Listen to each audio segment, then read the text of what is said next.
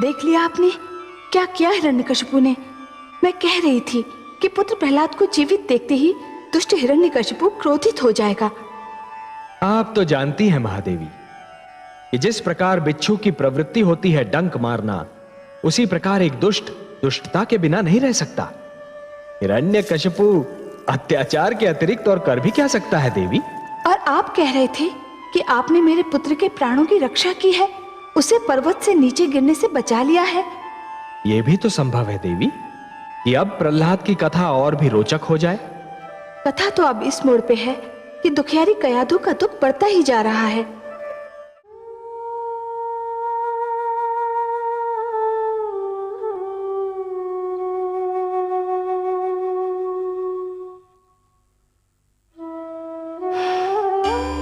नारायण नारायण।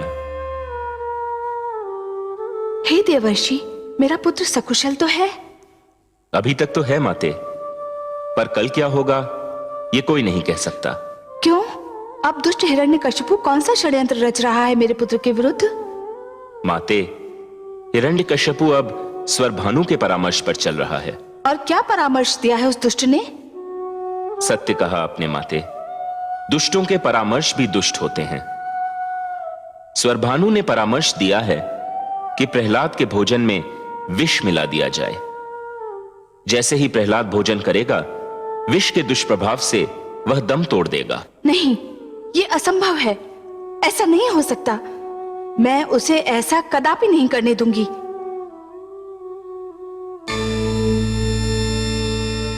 अरे, माता तो विष का नाम सुनते ही अंतर्धान हो गई। क्या हुआ देवर्षि? आप आश्चर्यचकित क्यों दिखाई दे रहे हैं? प्रणाम जनार्दन। प्रणाम। मैं तो माता को यह सूचना देने आया था कि हिरण्यकशिपु पुत्र प्रहलाद के वध की योजना बना रहा है, पर माता तो अंतर्धान हो गई। मैं सब देख चुका हूं देवर्षि, परंतु वह मूर्ख हिरण्यकशिपु क्या जाने कि प्रहलाद के जीवन की योजना तो स्वयं आदि प्रजापति ब्रह्मा बना चुके हैं। उससे तो केवल अपने जीवन के विषय में सोचना चाहिए देवर्षि। पर उसे तो मेरे पिताश्री ब्रह्मा ने पहले ही जीवन का दान दे दिया है। पात्र और अधरों के बीच यूं तो दूरी बहुत कम होती है देवर्षि, पर पात्र के अधरों तक पहुंचने के बीच बहुत कुछ हो सकता है ना? पर माता अचानक चली कहां गई? आपकी माता ममता के बिना रह नहीं सकती, और ममता की भावना चिंता के बिना रह नहीं सकती। विष का नाम सुनते ही मन में भोले शंकर की स्मृति जाग उठी होगी। गई होंगी उन्हीं के पास। नारायण नारायण। देखिए आपने हिरण्यकशिपु की क्रूरता सर्वेश्वर। महादेवी, वो यदि क्रूर नहीं होता तो असुर क्यों कहलाता? पुत्र पिता का वध कर देते हैं, ये तो मैंने कई बार देखा है, किंतु एक पिता अपने पुत्र का वध करना चाहता है, ये तो पहली बार देखा है। विनाश काले विपरीत बुद्धि। जब मन में अहंकार जन्म लेता है महादेवी, तो सर्वप्रथम मन की कोमल भावनाओं को समाप्त कर देता है, और जब मन की कोमल भावनाओं का अंत होता है तो वो पतन का पहला संकेत होता है। जिस प्रकार पत्थर की चट्टान पर पुष्प नहीं खिल सकते, उसी प्रकार कठोर हृदय में सुंदर भावनाएं नहीं रह सकती महादेवी। जानती हूँ कमल नयन, किंतु खेद इस बात का है कि माता को ज्ञान ही नहीं कि जो भोजन वो अपने पुत्र के लिए ले जा रही है वही उसकी मृत्यु का कारण बन सकता है। महादेवी, किसी की मृत्यु का समय और मृत्यु का कारण विधाता भाग्य लेख में लिख देते हैं। विधाता के अतिरिक्त कोई भी और किसी की मृत्यु का कारण न बन सकता है और न बना सकता है। विधान है कि जो दूसरों के लिए गड्ढा खोदता है, स्वयं उसी में जाकर गिरता है। हिरण्यकशिपु प्रहलाद की मृत्यु का नहीं, स्वयं अपनी मृत्यु का साधन जुटा रहा है। देखिए तो सही क्या होने जा रहा है।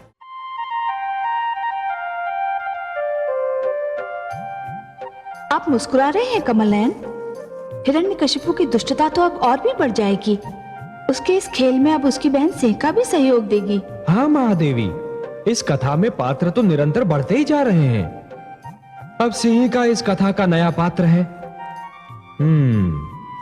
अब यह कथा और रोचक बन जाएगी। परंतु क्या सिंह के आने से हिरण्यकशिपु की शक्ति बढ़ नहीं जाएगी? हो सकता है, पर शक्ति भ्रष्ट करती है महादेवी, और सीमा से अधिक शक्ति तो सीमा से अधिक भ्रष्ट बना देती है। असत्य और अहंकार की शक्ति जितनी बढ़ती है, सर्वनाश उतना ही समीप आ जाता है। महादेवी, जिस प्रकार वृक्ष जितना ऊंचा होता जाता है, उसके गिरने की संभावनाएं भी उतनी ही बढ़ती जाती हैं। उसी प्रकार अहंकार जितना बढ़ता है, उसका अंत होना उतना ही निश्चित होता जाता है। सिंहिका को विश्व याद करेगा, अवश्य याद करेगा, पर वो इसलिए नहीं कि वो शक्तिशालिनी है, वरन इसलिए कि वो हिरण्यकशिपु को उसके पतन के समीप ले गई। हे कमल नयन, किस वचन की बात कर रहे हैं दुष्ट भाई बहन?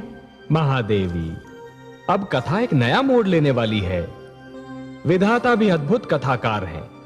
जैसे जैसे कथा आगे बढ़ रही है, वो पात्रों की संख्या बढ़ाते जा रहे हैं।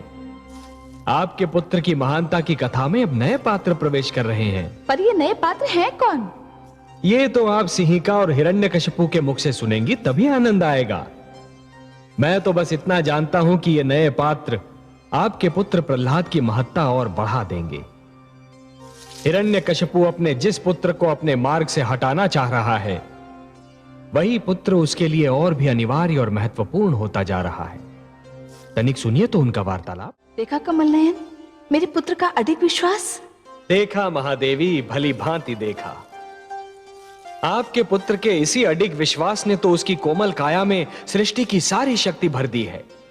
मैं तो ये सोचकर प्रसन्न हूँ कमल नयन कि मेरे पुत्र ने जीवन का ये भेद जान लिया है कि जिसके पास आत्मविश्वास की शक्ति है, उसे कोई रोक नहीं सकता, उसे कोई झुका नहीं सकता।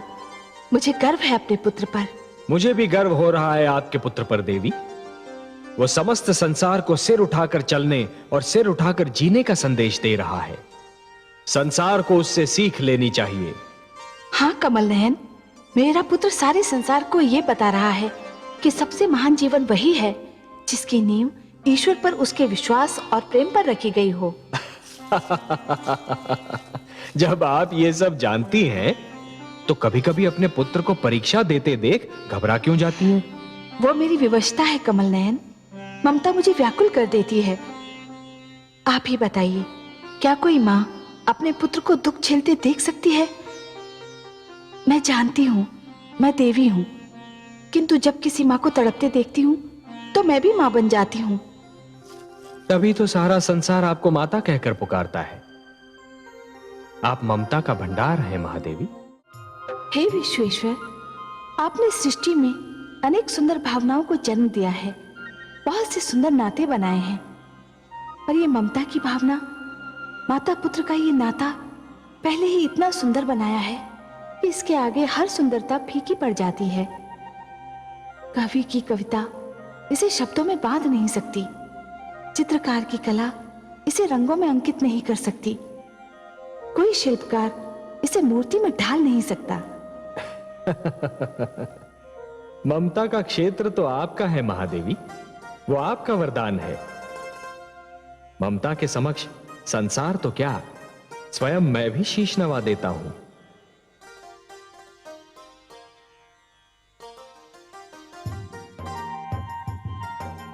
मुझे तो कयाधु की ममता में भी आप ही का रूप दिखाई दे रहा है महादेवी। ओम नमो महादेवी, देखा आपने महादेवी, देखा विधि का न्याय। आह्लाद ने प्रहलाद को मारने के लिए सर्प को शस्त्र बनाया था, परंतु वह स्वयं मृत्यु के घर जा पहुंचा। षड्यंत्र कभी नहीं फलता महादेवी, षड्यंत्र कभी नहीं फलता।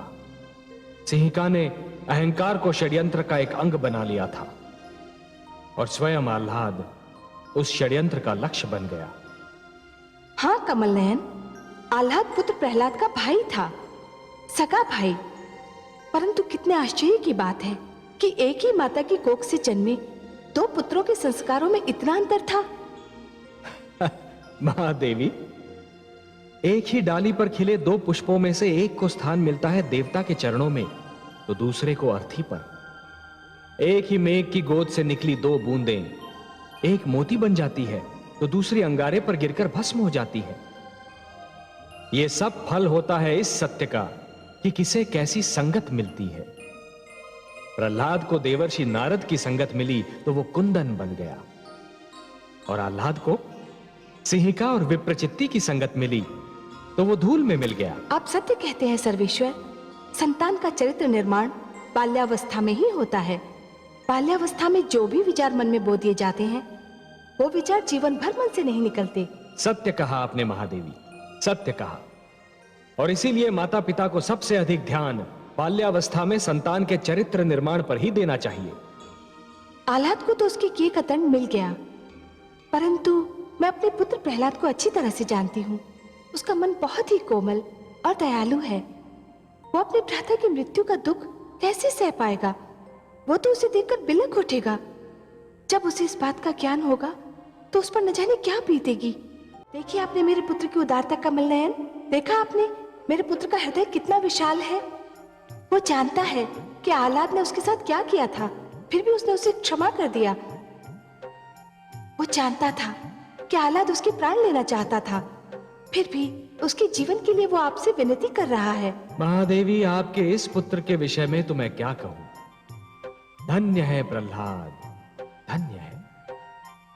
महादेवी, जिस प्रकार जब जल माटी को गीला कर देता है तो माटी में से सुंदर अंकुर फूटते हैं, उसी प्रकार जब भक्ति मन को उदार बना देती है तो मन में सुंदर विचारों का जन्म होता है।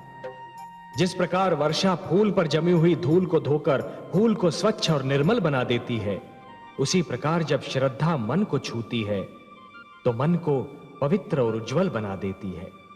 और आपके इस पुत्र के पास तो दोनों शक्तियां हैं, भक्ति और श्रद्धा।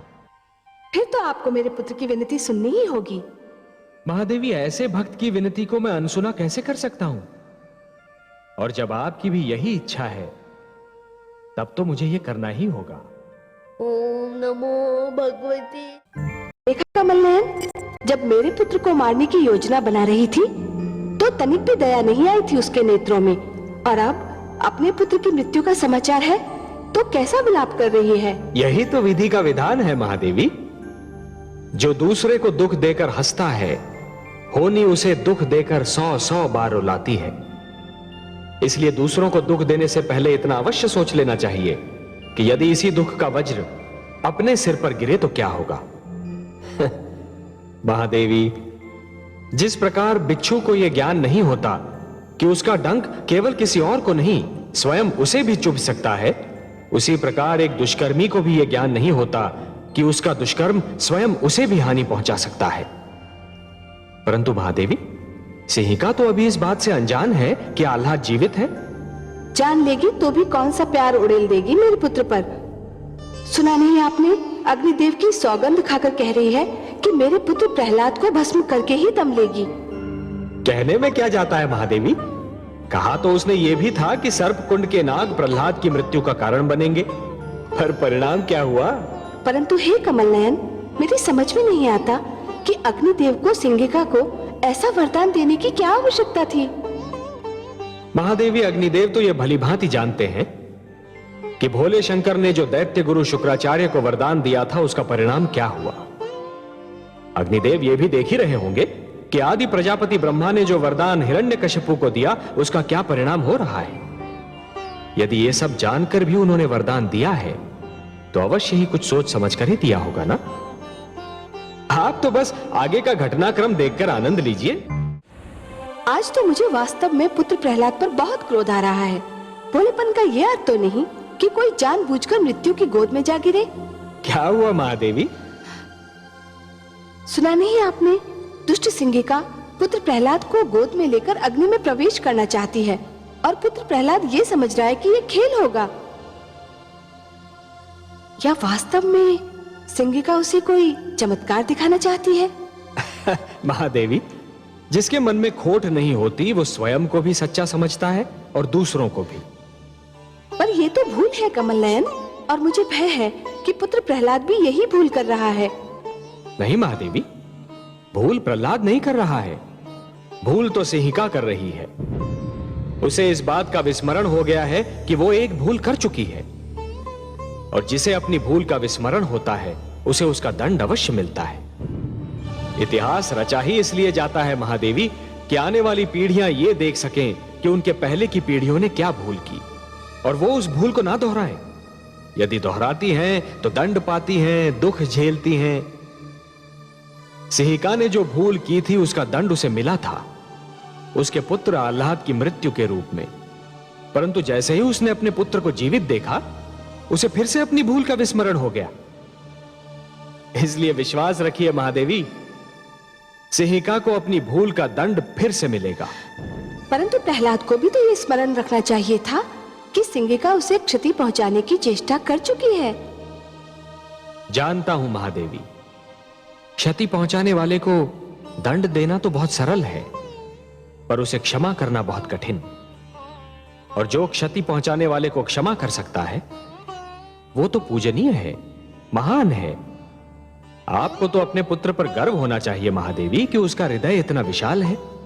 मैं जानती हूँ कि मेरे पुत्र प्रहलाद का हृदय विशाल है, उसके विचार सुंदर हैं और वो किसी को भी क्षति नहीं पहुंचाना चाहता। फिर भी सब उसके पीछे पड़े हैं, इसीलिए तो मैं चिंतित हो उठती हूँ। उसके पास सिवाय कयाधु के है कौन? आपका आशीर्वाद है महादेवी, आपका आशीर्वाद। और जिसके साथ आप जैसी जगन्माता का आशीर्वाद हो, उसे किसी से क्या भय हो सकता है? महादेवी, मैं तो आपको कई बार बता चुका हूं कि आपका आशीर्वाद ही प्रहलाद की सर्वाधिक महान शक्ति है।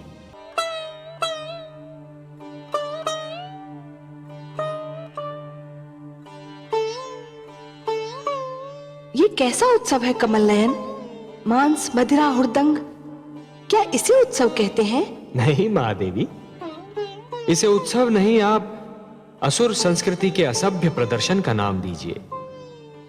उत्सव तो नाम है आनंद की पवित्र भावना का। उत्सव नाम है ऋतुओं के आगमन का। जब प्यासी धरती पर वर्षा की पहली फुहार गिरती है और माटी से सौंधी सौंधी सुगंध उमड़ती है, तब उत्सव मनाया जाता है कि अब धरती की प्यास मिटी, अब खेती लहराएगी, हरियाली नाच उठेगी। जब माथे पर पसीने की नन्ही नन्ही बूंदें फूटती हैं, तब उत्सव मनाया जाता है कि शरीर को कपकपाने वाली शरद ऋतु से पीछा छूटा।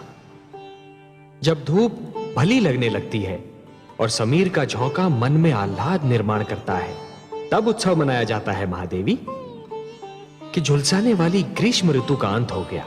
यही तो मैं भी कहती हूँ कमल नयन, उत्सव वो है जो आत्मा को शांति दे, जो सारे नगर का जीवन अस्त व्यस्त कर दे, जिसमें मदिरा पीकर सब अपनी सुध-बुध खो बैठे, वो उत्सव नहीं, कोरा हुड़दंग है। परंतु मुझे सिंगिका की चालों से चिंता हो रही है। वो मेरे पुत्र को लेकर अग्नि में प्रवेश करना चाहती है। मैं जानती हूँ कि उसके मन में क्या है। परंतु आपके पुत्र के चेहरे पर तो कोई चिंता दिखाई नहीं पड़ती। उसने तो अपनी सारी चिंताएं आप पर छोड़ दी हैं। तो आप भी अपनी सारी चिंताएं मुझ पर छोड़ दीजिए ना महादेवी। हे कमल नयन, सुना आपने पुत्र प्रहलाद ने अपनी माता से क्या कहा? वो कह रहा है कि भक्ति की भावना ही सबसे श्रेष्ठ है, ममता की भावना उसके आगे कुछ भी नहीं। कुछ बहुत अनुचित बात तो नहीं कर रहा आपका पुत्र महादेवी। आप तो इस सत्य से भलीभांति परिचित हैं कि सृष्टि में ईश्वर के अस्तित्व के अतिरिक्त बाकी सब कुछ माया है। मोह माया में फंसना अर्थात अपने जीवन के लक्ष्य को भूलने के समान है। और जीवन का तो यही लक्ष्य है महादेवी कि अपने भीतर छिपी हुई ईश्वरी शक्ति को ढूंढकर बाहर निकालना, अपने भीतर छिपे हुए ईश्वर को ढूंढना। मोह तो भ्रमित करता है महादेवी और फिर भटकाता है, फिर वो मोह चाहे धन का हो या संतान का। परंतु हे दया सागर, माता और पुत्र का स्नेह तो आपकी दी हुई सुंदर देन है। अवश्य है महादेवी, परंतु कोई भी स्नेह अधिक महान नहीं होता। जीवन का तो वास्तविक उद्देश्य ही है कि ईश्वर के प्रेम में अहम को भूल जाना, क्योंकि ईश्वर से प्रेम हर प्रेम का स्रोत होता है। जिस प्रकार मरुस्थल की रेत दूर से जल के समान चमकती है, परंतु निकट जाकर ही यह ज्ञात होता है कि वो तो सूखी रेत है, जल नहीं, उसी प्रकार हर मोह निकट से केवल एक भ्रम सिद्ध होता है महादेवी। ईश्वर से प्रेम ही जीवन के उद्धार का कारण होता है। आपका पुत्र कयाधु की ममता से अपना मुंह नहीं मोड़ रहा महादेवी। वो तो केवल ममता की धारा को भक्ति की ओर मोड़ने का प्रयास कर रहा है, क्योंकि वो जानता है कि भक्ति में ही शक्ति होती है। लीजिए, आपके पुत्र की परीक्षा की घड़ी आ गई। चिरंजीवी भव पुत्र। देखा आपने महादेवी, सिंहिका को अपनी भूल का विस्मरण हुआ और उसका दंड भी मिला। हे दया सागर, हे करुणा सिंधु, आपको कोटि कोटि धन्यवाद। आपने मेरे पुत्र की रक्षा की। महादेवी, अग्निदेव ने जो अग्नि प्रज्वलित की थी उसमें सोना भी था और कोयला भी। प्रहलाद सोना था जो तपकर कुंदन बन गया, और सिंहिका कोयला थी सो जलकर राख हो गई। मैं वास्तव में बहुत प्रसन्न हूं कि अग्निदेव ने सिंहिका को जलाकर भस्म कर दिया। केवल सिंहिका को नहीं महादेवी, सिंहिका के रूप में इस अग्नि ने पाप, खोट, असत्य और अहंकार को जलाकर भस्म कर दिया। इस अग्नि ने तो समस्त संसार के तन मन का सारा मैल जलाकर राख कर दिया। सिंहिका तो जलकर भस्म हो गई, पर अपने पीछे एक इतिहास छोड़ गई। कैसा इतिहास कमल नयन? सिंहिका अग्नि में जलकर होलिका बन गई। उसका सिंहिका नाम भुला दिया जाएगा महादेवी। इतिहास उसे होलिका कहकर पुकारेगा। एक नई परंपरा जन्म ले चुकी है महादेवी। वसंतोत्सव में होलिका को जलाकर पाप का अंत करने की एक परंपरा बन जाएगी। पाप की होली जलाई जाएगी और यह उत्सव मनाया जाएगा रंग खेलकर, गुलाल उड़ाकर। महादेवी, होलिका अब सदा के लिए असत्य की पराजय का एक प्रतीक बनकर रहेगी। परंतु हे सर्वेश्वर, आप देखिएगा, अब हिरण्यकशिपु अपना सारा क्रोध अग्निदेव पर उतारेगा। वो बल खा रहा है, क्योंकि अग्निदेव ने सिंहिका को जो वरदान दिया था वो तो असफल हो गया। मुझे अब अग्निदेव से सहानुभूति हो रही है। महादेवी, जिस प्रकार अग्नि इस्पात को गला तो सकती है परंतु जला नहीं सकती, उसी प्रकार हिरण्यकशिपु देवताओं को आतंकित तो अवश्य कर सकता है, परंतु वो उन्हें मार नहीं सकता। इसीलिए तो मैंने मोहिनी रूप धारण करके देवताओं में अमृत बांटा था कि सारे देवतागण जन्म और मृत्यु के चक्र से बाहर निकल आए। महादेवी, सिंहिका ने तो अपनी करनी का फल पाया, उसे दंड मिला, परंतु अग्निदेव को भी इस प्रश्न का उत्तर अवश्य देना होगा कि सिंहिका के चरित्र को जानते हुए भी उन्होंने उसे इतना महान वरदान क्यों दे दिया।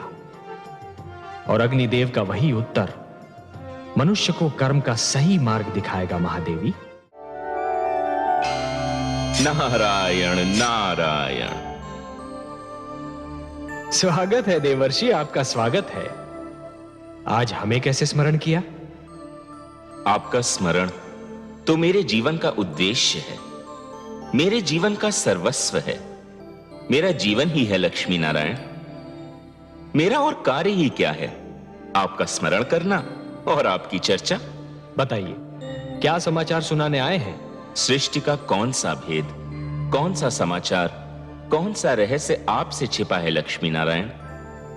मैं तो बस अपनी एक उलझन सुलझाने, अपने एक प्रश्न का उत्तर पूछने आपकी सेवा में उपस्थित हुआ हूं। तो पूछिए ना।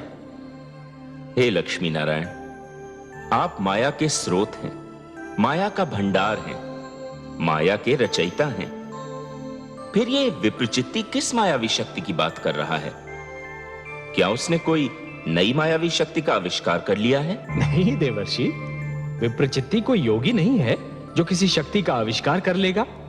वो तो केवल एक भिक्षुक है, एक याचक है। उसके पास जो भी शक्ति है वो मांगी हुई है, चुराई हुई है। हे देवर्षि, जिस प्रकार यदि कोई व्यक्ति उधार लिए हुए धन को यदि अपनी संपत्ति मानेगा तो बहुत शीघ्र कंगाल हो जाएगा, उसी प्रकार यदि कोई व्यक्ति मांगी हुई शक्ति को अपनी शक्ति समझने लगेगा तो अतिशीघ्र शक्तिहीन हो जाएगा।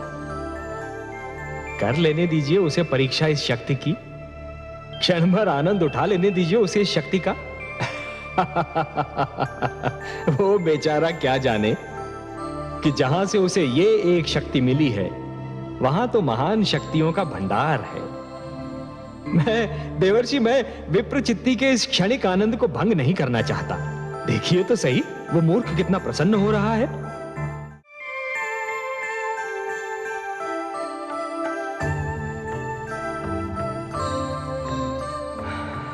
क्या हुआ कमल नयन? आपका पुत्र प्रहलाद ननिहाल की यात्रा पर निकला है महादेवी। ननिहाल की यात्रा? कहाँ? आप भूल गई महादेवी, इस बार आपने सागर पुत्री के रूप में जन्म लिया है, तो सागर आपके पिता हुए और उनका घर प्रहलाद का ननिहाल ही तो हुआ। विप्रचित्ति प्रहलाद को सागर में फेंकने निकला है। पिताश्री नहीं जानते कि प्रहलाद को मैंने अपना पुत्र माना है। कुछ अनर्थ ना हो जाए, उसकी रक्षा कीजिए प्रभु। जैसी आपकी इच्छा।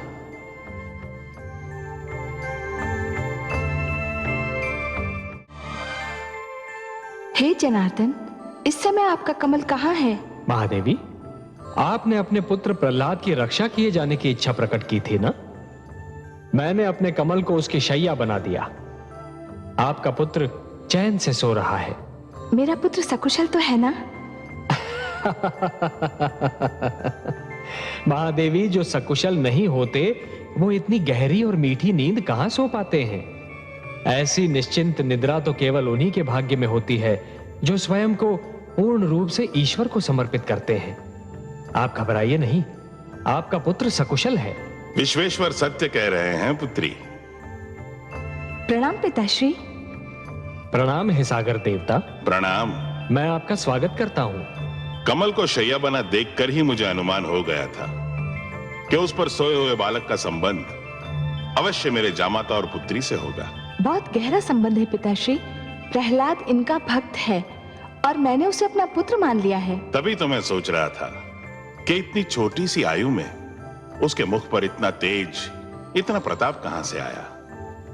अब ज्ञात हुआ कि ये उसकी भक्ति भावना और तुम्हारे प्रेम का चमत्कार है। वो इस समय कहाँ है पिताश्री? अपने ननिहाल में है, नानी नाना के पास आया है। समस्त सागर संसार उसके अतिथि सत्कार में जुटा हुआ है।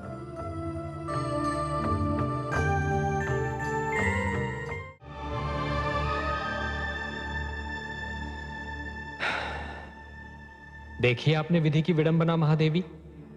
पुत्र अपने ननिहाल में चैन की नींद सो रहा है और अनजान माता समुद्र की लहरों से उलझ रही है। ममता इसी का तो नाम है कमल नयन। पुत्र भले कितना ही सुखी हो, परंतु यदि माता की आंखों से ओझल हो तो माँ को पल भर भी चैन नहीं पड़ता। वो तो पुत्र का मुख देखकर ही जीती है। बेचारी कयाधु, उसे तो ये भी पता नहीं कि उसका पुत्र कहाँ है, क्या कर रहा है। मुझे तो भय है कि कयाधु कहीं पुत्र वियोग में पागल होकर डूबकर अपने प्राण न दे दे। हाँ महादेवी, वो तो सागर में आगे आगे बढ़ती जा रही है। आपको उसके प्राणों की रक्षा करनी होगी कमल नयन। महादेवी, सागर तो आपका मायका है, मेरी तो ससुराल है, और ससुराल में अपने अधिकारों और शक्तियों का प्रयोग मुझे अच्छा नहीं लगता देवी। देखिए, पिता के घर पर तो पुत्री का अधिकार होता है, इसलिए वहां हस्तक्षेप का कष्ट तो आप ही को करना होगा देवी। आपकी यही इच्छा है तो जाती हूं मैं। कयाधु को यूं डूबकर मरने नहीं दूंगी मैं, वो भी वहां सागर में जो मेरा मायका है।